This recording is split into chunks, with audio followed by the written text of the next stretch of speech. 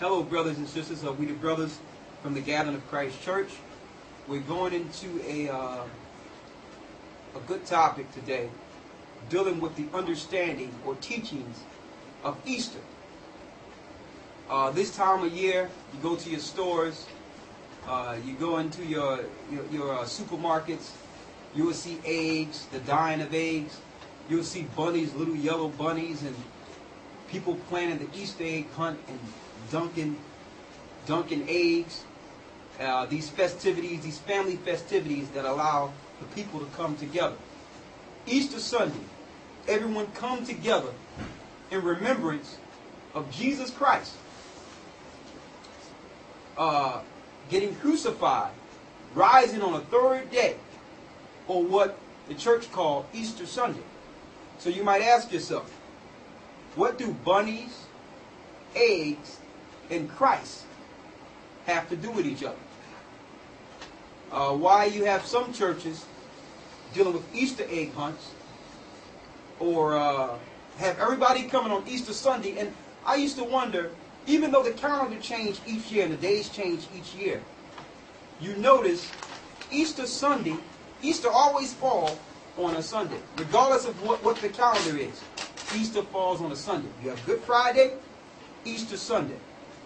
So we're going to go into the teachings. Where do Easter come from? Do the day Easter have anything to do with Jesus Christ?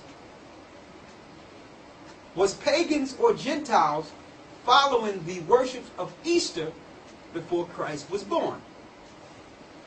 All these and more will be answered for you. Where's the first place you see the word Easter?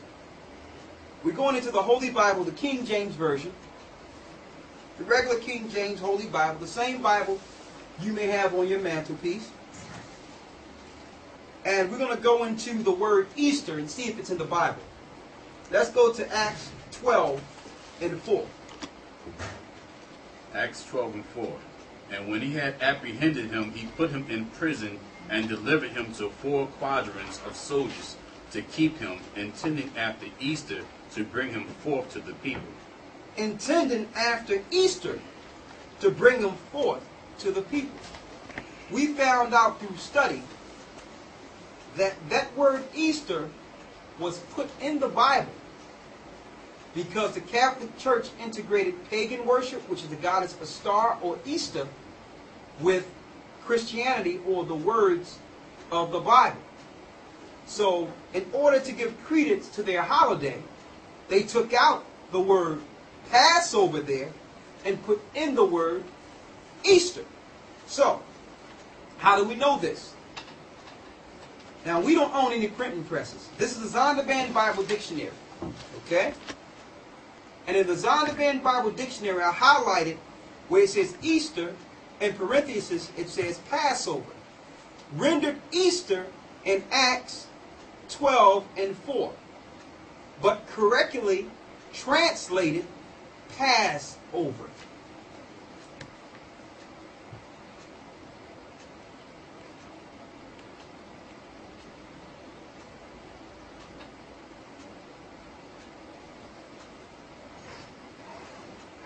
Okay?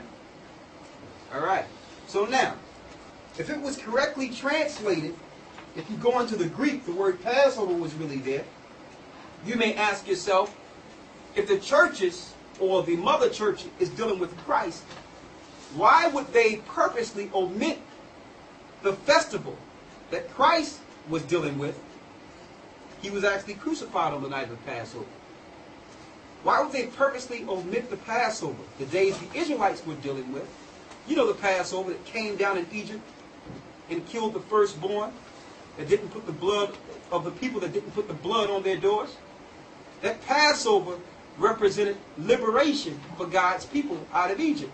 Later on, it represented Christ being the Passover, Him giving up His flesh, Him giving His blood for the sins of His people on Passover night. Sitting down with the disciples, letting them know to do this in remembrance of Him.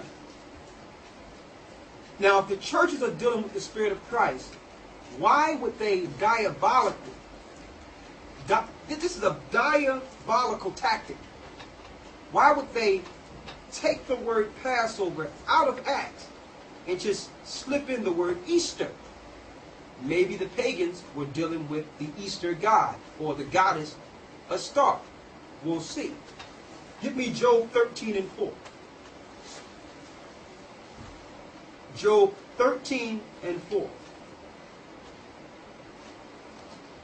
Because we know they that would worship Christ or God must worship him in spirit and in truth.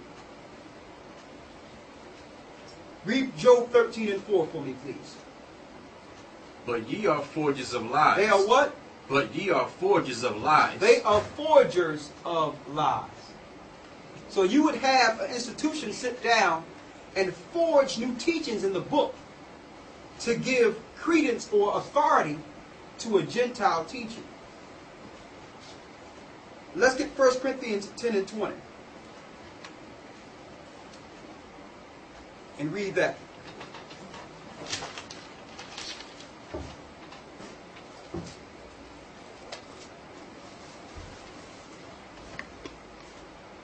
Read that. But I say that the things which the Gentiles sacrifice, they sacrifice to devils. The Lord said the things that the Gentiles sacrifice, they sacrifice to devils. So in 325 AD, when the Roman Catholic Church or the Romans integrated Christianity with paganism, they did that so that they can allow the masses or teach the masses to sacrifice to these new gods or devils. Read that again. But I say that the things which the Gentiles sacrifice, they sacrifice to devils and not to God. And not to God. They're just using God's name. And they do this because if they was to tell you, listen, you're following Satan, the masses would not follow it willingly. So they slip God and Christ in so you can willingly follow Satan. Satan himself appears as an angel of light. Read on. And I would not that ye should have fellowship with devils. So the Lord don't want his people or his followers to have any fellowship with devils. I know some people will say, well, I know that Easter don't have anything to do with Christ, but I'm doing it in remembrance of Christ. I know Christmas don't have nothing to do with Christ, but I do it in remembrance of Christ. Well, if you know it doesn't have anything to do with Christ, how can you bring Christ in it? Okay, you're just as guilty as the Catholic Church, who put Easter in his holy Bible when the word was Passover. You can't make new days and excuse it. The Lord didn't make the world so that you can excuse it for yourself. He made the world so that you can follow him. You can't fit God into your program. Read. Ye cannot drink the cup of the Lord and the cup of devils. You can't say you're down with God, but dealing with a day that was purposely set up to worship devils or demons or demonic forces. I don't care how good you worship. If you're doing it on a day that was set up to follow a demonic god, you're following that demonic god. Read. Ye cannot be partakers of the Lord's table and of the table of devils. You cannot say I'm down with Jesus Christ or down with God and you're partaking and sitting down at the table with the devil. You just can't do it. You just can't do it. Now, let's examine that for a second. You show me where the disciples were celebrating Easter. You can't find it. You show me where Christ rose on Easter Sunday. We're going to show you, you cannot find it. You cannot get 3 days between Good Friday and Sunday.